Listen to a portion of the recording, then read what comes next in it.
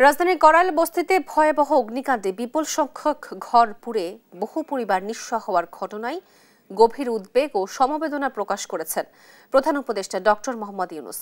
তিনি এ ঘটনায় আহতদের দ্রুত আরোগ্য কামনা করেছেন এবং ক্ষতিগ্রস্ত পরিবারগুলোর প্রতি আন্তরিক সমবেদনা জানিয়েছেন। মঙ্গলবার রাতে সামাজিক যোগাযোগ মাধ্যম ফেসবুকে এক বার্তায় এ তথ্য জানানো হয়।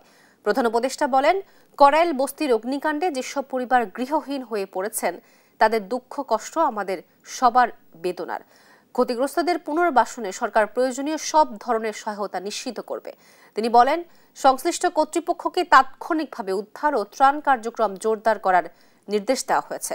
পাশাপাশি অগ্নিকাণ্ডের কারণ অনুসন্ধান করে ভবিষ্যতে এ ধরনের দুর্ঘটনা রোধে কার্যকর ব্যবস্থা নিতে নির্দেশনা প্রদান করা হয়েছে বলেও জানান প্রধান উপদেষ্টা।